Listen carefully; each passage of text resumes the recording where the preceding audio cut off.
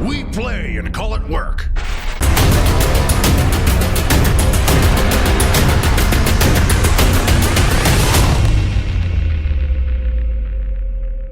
In this episode, we are going to talk about the assault phase, the close combat, close quarter, bloody hand-to-hand combat of the 41st millennium. As with last video, remember that I'm not going to be using all the special rules. So if you are somebody who's played this game a little longer and you know that certain guys have special rules, or universal special rules as they're called, we're ignoring most of those just to keep things simplified. And as usual, we're going to be playing another battle report, which will be tagged on to the end of this in the MiniWarGaming Vault. And that will give you more detailed view of the assault phase. That battle report will focus a lot more in the close combat of the game. So you get to see it with multiple units and all sorts of extra stuff happening to really get a firmer grasp. So once you finish watching this, make sure you go and click the link in the video description to go and watch that. And if you've still not yet become a MiniWarGaming Vault member, it's okay. You can click it and get your free 7-day trial to the MiniWarGaming Vault, which will give you instant access to all the battle reports from the previous parts of this How to Play 7th Edition video series as well. So let's take a look at the assault phase. The assault phase has its own subphases. This is important because you need to make sure you resolve everything from one subphase before you move on to another. Now in this example, it's going to be quite simple. We have just two units that we're going to be using. A unit of Space Marines and a unit of Orc Boys, led by an enormous Orc war boss who is just spectacularly awesome. And so really we don't have to worry about all the intricacies of that. When we look at the battle report, you're going to see how each subphase has to be carried out before we move on to the next one. We're going to assume right now that it is the Orcs' turn. We're also going to assume that these Orc boys did not run, because they're not allowed to charge if they ran.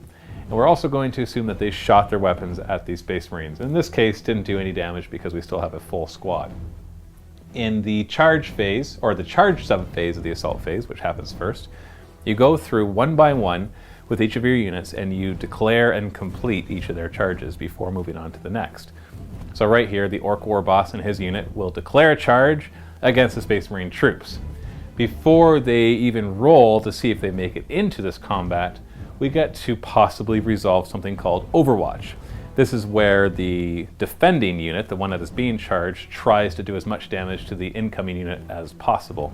This works exactly like an out-of-sequence shooting phase. In other words, this group of Space Marines just gets to fire at them, with a couple of exceptions. Number one, everybody must fire snapshots. We haven't covered snapshots yet, but essentially what a snapshot is a regular shot, but at ballistic skill 1. So no matter how good a shot you are, you're only hitting on 6s with this. Because remember, at ballistic skill 1, 7 minus 1 is 6. We have to roll 6 or higher, which is impossible to roll higher than 6. You have to roll 6 on your 6-sided die.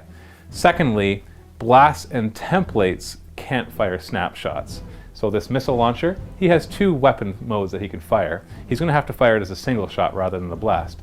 And this flamer normally can't fire snapshots.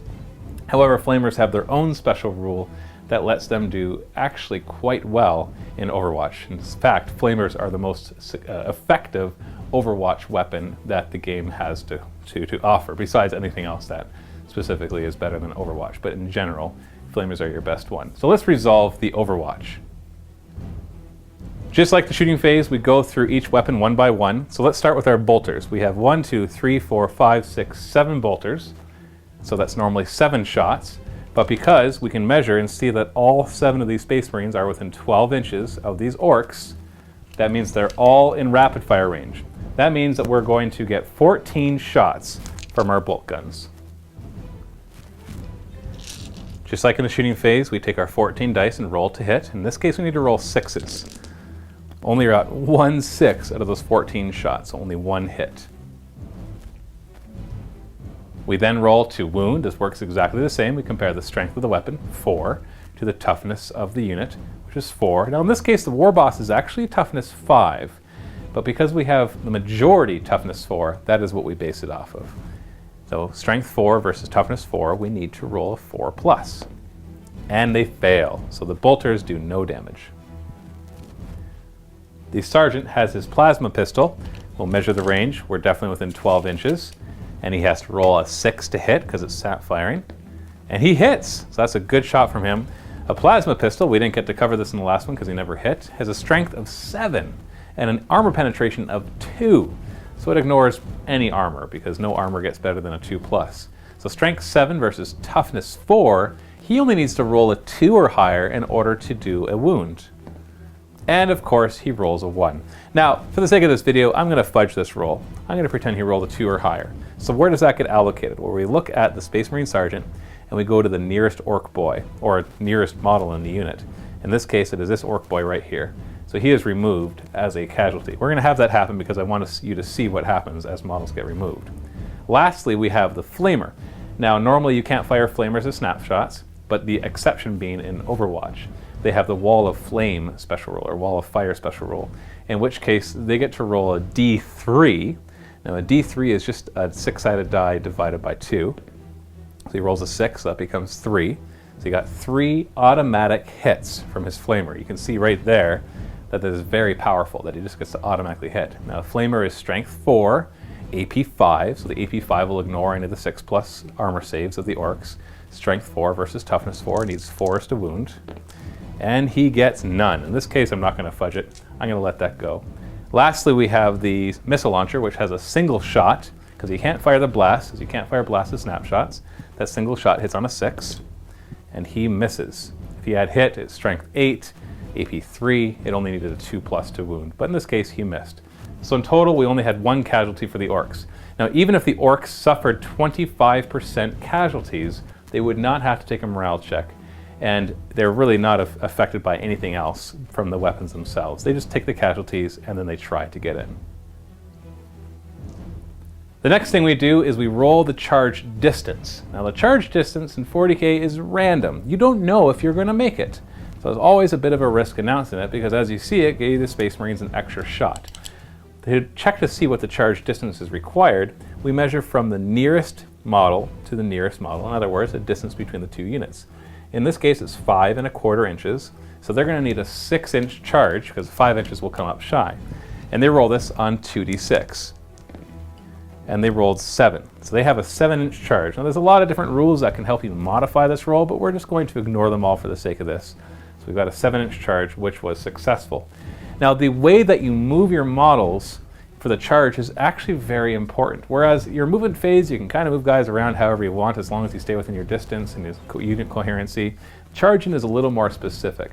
First, you must take the nearest model and move it to the nearest enemy model. In this case, the War Boss and this Space Marine right here are the nearest ones to each other.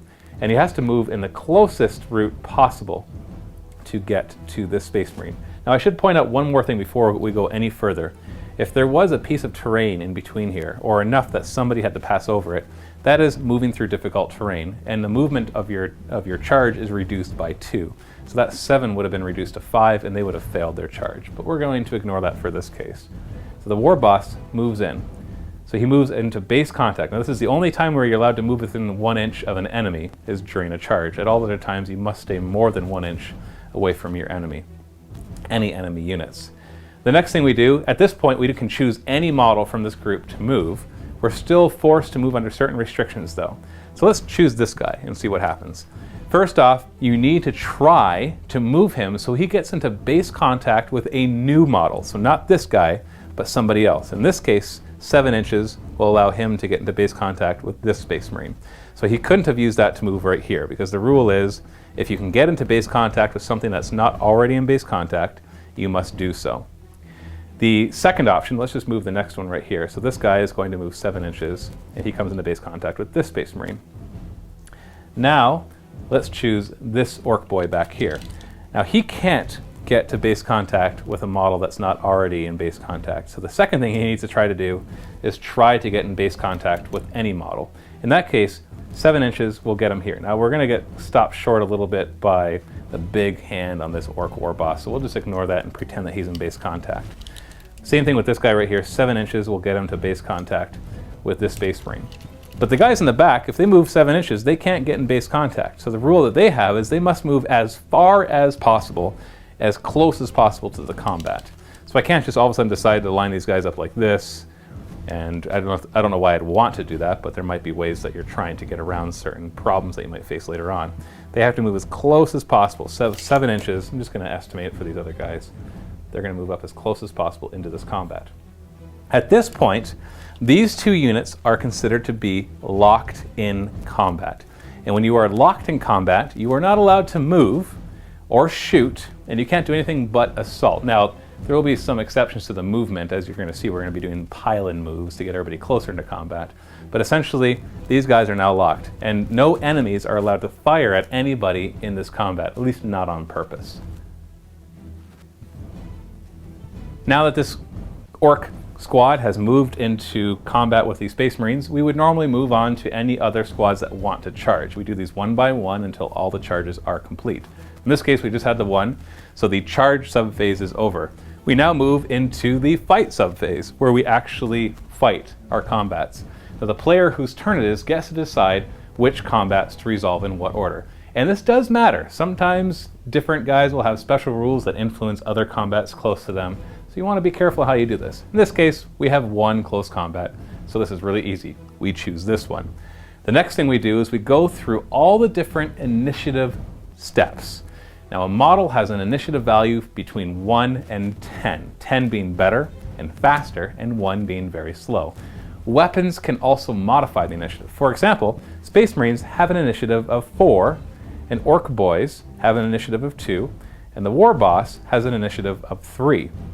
However, this Space Marine Sergeant right here has a Power Fist. This Power Fist is unwieldy, which reduces his initiative to 1. So for all intents and purposes, this Sergeant is initiative 1, while the rest of the squad is 4. The War Boss suffers the same problem with his big Power Claw. It is so colossal that it's unwieldy and reduces his initiative to 1. So really, when we're looking at this, the War Boss is initiative 1, the Sergeant's initiative 1, the rest of the Space Marines are initiative 4, and the Orc Boys are initiative 2. And we go from highest to lowest. So at initiative 4, which is the highest, the Space Marines get to attack first. Now, if they kill any of the Orc Boys before it's their initiative, they don't get to hit back. But if the Orc Boys were the same initiative as the Space Marines, then they would fight at the same time. So you just choose which one goes first, and if they kill anybody, those guys still get to fight back because their initiative step was not yet resolved. Once we get to their initiative steps, we're at initiative 4 right now, we start with a pile-in move. A pile-in move is a 3-inch move from everybody whose initiative it is. And the rule for that works just like charging.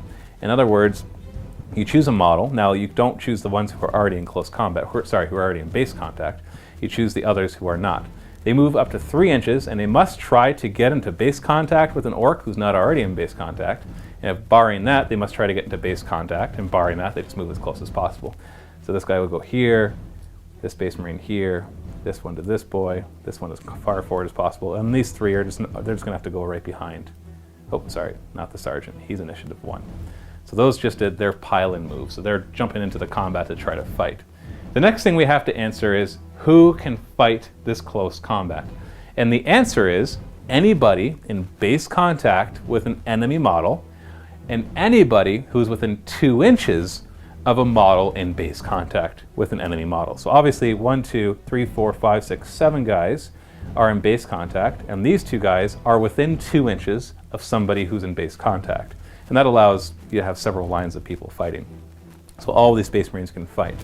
The next is we have to determine how many attacks they have, and to do that you look at their attack characteristic in their profile. For a Space Marine troop, it's just 1. These are just tactical Marines, they have 1 attack each. So we have 9 guys, 1 attack each, so they get to roll 9 times.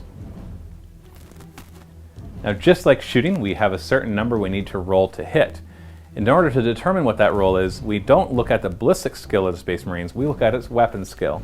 And we don't just subtract that from 7, we compare it to the weapon skill of the Orc Boys.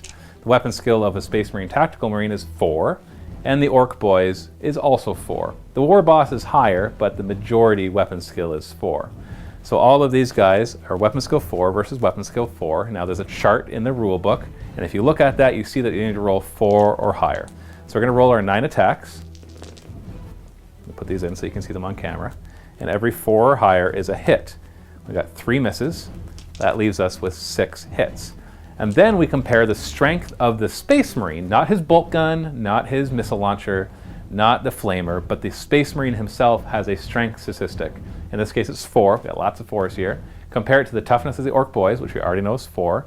Strength 4 versus toughness 4, if you've caught on, is a 4 to wound. And in this case, we've got 3 wounds, which is pretty statistical. It's about half of them hitting, half of them wounding, which is a 4+ essentially. And then we get to roll for armor saves. Now, there are no cover saves in close combat, so it doesn't matter if there's any terrain here, you wouldn't get to roll any of that. And in this case, because we're not using their bolters or flamers or missile launchers, there is no AP value. The close combat weapons of these Space Marines doesn't penetrate the armor of the orcs. So the orcs get to roll their 6+ armor save. It's not a great armor save, but hey, it might save 1 or 2. In this case, a 2, a 3, and a 5 does not save any of them. So 3 of the orcs are removed as casualties. Actually, I should say that there are 3 wounds inflicted, because now the orc player gets to choose where those wounds get allocated. In order to do this, you have to choose, once again, the closest models. Well, the ones that are in base contact are all the closest models. We have 1, 2, 3 boys, and a war boss. And it's the orc player's choice where he allocates these wounds. But once you allocate a wound to a model, you have to keep allocating wounds to it until it's dead. So as the orc player, they could just choose these 3 orc boys and remove them. Or they could choose to put it on the orc war boss and give him 3 wounds. Or they could do an orc boy, and then the orc war boss. Now, why would you want to put it on the war boss? He's so awesome. Well, it's because he's got multiple wounds, so he could soak up some of those wounds before the other ones die. Just like in the shooting phase, we have 3 wounds that we need to allocate before rolling for our saves. And just like in the shooting phase, we have to allocate them to the nearest models. Now, in this case, we've got 4 models that are nearest because they're 0 inches away. They're in base contact. We've got the war boss, and then we have 3 orc boys. And I need to allocate these before I start rolling for saves, because once you allocate to a model, you have to keep allocating to that model until he is dead, or until we run out of wounds that we have to put into him. In this case, the war boss has 3 wounds, so I kind of want him to soak up a couple of these so that more boys are able to fight back. But I don't want to take the risk of rolling all 3 of these and missing 6s, and he dies because he's the strongest guy in this group. So what I'm going to do is I'm going to allocate 1 to this orc boy, and then roll his save, 6+. And he fails it, so he dies. And so I'll remove him as a casualty. And then I'm going to put the other 2 on the war boss, and he has a 6+ save as well. And he fails both of those. So he takes 2 wounds, and he goes down to 1 wound. But he doesn't die, so that just prevented 2 other orcs from being removed as casualties. And now that is the end of Initiative 4. So now we can go down to Initiative 2, because Initiative 3, we don't have it, because the war boss is Initiative 1 because of his Power Claw. At Initiative 3, we have all the orc boys. Initiative 2, we have all the orc boys, so they get to do a pile-in move of 3 inches. Once again, trying to get into base contact, and if they can't, just try to get as close as possible. And then we determine how many can attack. Well, all of them that are in base contact, 1, 2, 3, 4, 5, plus the ones that are within 2 inches of guys in base contact, 1, 2, 3, so there's 8 of them. Now, these orc boys are much more conditioned to close combat than the average tactical marine. Even though they don't have any armor, they like to attack a lot. They have 2 attacks base instead of 1, so their attack profile has 2. But they have a couple bonuses. First off, they have a close combat weapon and a pistol. Now, I'm not going to go into many details about this, but just suffice it to say that that grants them an extra attack in close combat. And so here, they'll have a +1, so that's 3 attacks each. On top of that, because they were the ones that charged, you get a charge bonus of an extra attack. And so these orcs are going to be 4 attacks each. So those 8 boys are going to have 32 attacks. We're going to need to widen the camera angle here to be able to get all those in. Just like with the Marines attacking, we compare the weapon skill of the Orc boys to the Space Marines. It's 4 versus 4, so they need 4s to hit. But unlike the Space Marines, they're getting 32 attacks, not just 9. So we need 4s to hit. We got a lot of hits there. We're just going to remove the misses and then roll our wounds. Next, we roll to wound. We compare the strength of the Orcs, which is 4 on the charge, versus the toughness of the Space Marines, which is 4. So once again, we need 4s to wound. We got a lot of wounds in there. And now we need to allocate and roll our armor saves. In this case, we have 1, 2, 3, 4, 5, 6, 7 Marines who are in base contact, and then 2 who are a little further away, and 1 that's at the very back. So technically I should allocate these one at a time and roll their saves, but to save time, I'm just going to roll them all and remove them, because the way I would allocate them is just to the guys in front, because they're all bolters, and then I do the flamer next, and then I do a regular bolter guy next, and then the rocket launcher. So it works out about the same if I roll them all. Now, people could argue that statistically it could be different, but I find that helps to speed up the game a lot, especially when you have this many rolls. So we need a 3+ armor save. So they might have got a lot of wounds in, but the Space Marine armor is pretty good. Let's see how they do. Oh, they rolled really poorly. They only made 3 of them, and 7 of them fell as casualties to the orc charge. So like I said, I would remove the bolters first. 1, 2, 3, 4, 5, 6, but I'm going to have to remove this flamer. I can't allocate to him because he is closest to the ones who were attacking. That is the end of Initiative 2. Now we go down to Initiative 1, which is our Sergeant with Power Fist and our War Boss with his Power Claw. Now since they're both the same initiative, who gets to pile in first? Well, whoever's turn it is, they get to pile in first. So that'll be the War Boss. So his 3-inch pile-in will bring him into base contact with this Space Marine. He's still down to 1 wound. And then the Initiative 1 Sergeant will pile in. Well, his 3 inches has to bring him to this Orc Boy because he is not in base contact with anybody, and he's within 3 inches. Now, it's arbitrary who actually rolls first, because if the War Boss somehow kills the rest of the Space Marines, the Sergeant still gets to fight. And if the Sergeant somehow kills the War Boss still gets to fight. So in this case, I'm going to opt to let the War Boss go first. The War Boss's attack profile is 4, which means he gets 4 attacks normally. But since he charged, he gets a bonus attack. So he'll have 5 attacks. Furthermore, his Power Claw is pretty deadly, as you probably will see.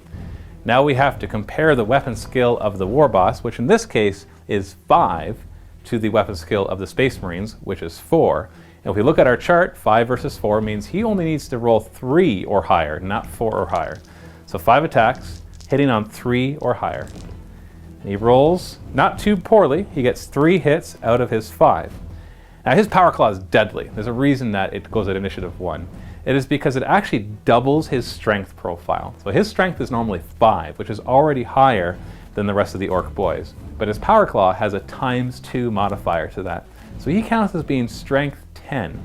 On top of that, the Power Claw actually has an AP value of 2. So he's going to ignore the armor of those Space Marines. So strength 10 versus toughness 4. I just need 2s in order to wound. And he rolls a 2, a 2, and a 5.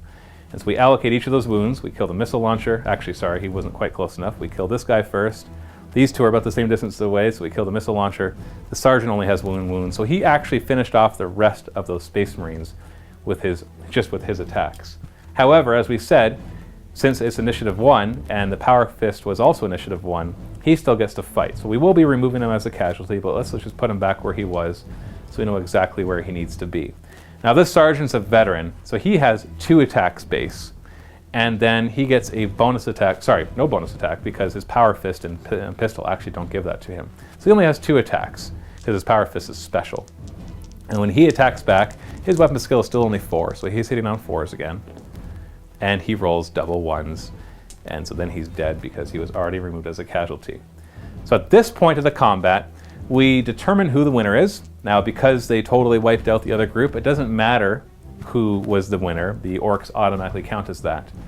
But let's say for a second that one of the Space Marines survived. So let's say the Sergeant. Actually, let's put him back in there. So the Sergeant survived this somehow. Maybe the Orc War Boss rolled one of the 1s, and we have the Sergeant left. So in order to determine who the winner of this combat is, you look at the total number of unsaved wounds inflicted. In other words, wounds that did not make it, or that made it through the armor save. In this case, the orcs inflicted 9 wounds in total on the Space Marines. There were 10, now there are 9. We look at the Space Marines, and they inflicted 3 wounds in total on the orcs. So the orcs won at a factor of 6, 9 wounds to 3, so they won by 6. So normally what would happen at this point is the losing unit has to take a morale check. Now if somehow it was a tie, then it's a tie combat and it's just an ongoing combat. Everybody just stays there and they keep going. But since it wasn't a tie, we have to see if this lone Space Marine is going to run away. So we take that modifier, that 9 minus 3, so he lost by 6, and we subtract that from his leadership. Now he's a veteran sergeant, so his leadership is a nice 9, Well, 9 minus 6 is 3. So he needs to roll 3 or less on 2 dice. That's how we do morale checks. Once again, not going to go into all the details of morale, just giving you the basics here. He needs to roll 3 or less. It's not very likely, and he fails it. Now, since he failed it, there's a chance the orcs could actually overrun him. What you do at this point is the orcs roll a die, and they add their initiative. They take their highest initiative in this case, which is 3, and so it becomes 6. We ignore the weapon. And we take his initiative of 4, and we add a die, which is 9. So 7 versus 9, he wins. So he actually runs away. If he lost that, or it was equal, then they actually killed him as he tried to go away. So he just gets totally destroyed. So let's assume that he's destroyed or runs away or this combat was done. The orc boys then get a consolidation move. A consolidation move is basically you roll a d6, it's 4, so they get to move 4 inches wherever they want, staying in coherency. They have to stay more than an inch away from enemies. They can't go into another combat, so they kind of stuck out in the open if they're about to get shot at in the next turn. But they can just move their 4 inches. So we could measure 4 inches, or they could move 3 inches or 2 inches or 1 inch, or they could stay completely still. In the case of a tie combat, or let's say a combat where the Space Marines lost but they made their leadership check, then what happens next is both sides get to pile in, starting with the side that won combat, or if it was a tie, the side whose turn it is. So they all make a pile-in move, so that's a 3-inch move, trying to get into base contact. And then if, let's say there was a Space Marine back here, the Space Marines then would make their pile-in move and try to get in, and we'd have an ongoing combat, which we would wait till the next player's assault phase to do again. Except at that point, there would be no charge bonuses, and there'd be no overwatch. So the assault phase happens every player turn, not just whoever's turn it is who charged. So in the Space Marine turn, we'd resolve this assault again. And if it's still going, in the next orc turn, we'd resolve it again. And so assault phases happen twice as often as movement and shooting phases for the players that are stuck in that combat. That's all we're going to learn today for the assault phase. So don't forget to go and watch the battle report that's associated with this tutorial. And that battle report will focus on close combat. So you're going to see multiple units interacting and fighting, some different weapons, some overwatch, and all the different things to kind of make the whole thing start to make sense. If you're not a Vault member, you can still click it and get a free 7-day trial. Now remember, the MiniWarGaming Vault is the place where we put all our extra battle reports, behind the scenes, painting tutorials. There's hundreds of painting tutorials. If you're still getting into this hobby for the first time and you need lots of painting tips, there's tons of them in the MiniWarGaming Vault. All there from beginner to advanced techniques of how to paint pretty much everything you can think of. And that battle report will give you all the details you need to learn this game even more. We're still going to have more tutorials here, so go ahead, click that, become a MiniWarGaming Vault member, helps to support us to make these videos. We really appreciate our Vault members. If you already did become a Vault member in the previous videos or from before, thank you so much for your patronage. It makes all the difference to us because that is how we make our money. YouTube advertising doesn't do it. The MiniWarGaming Vault members do. So thank you. Stay tuned for more how to play Warhammer 40k 7th edition, and happy wargaming.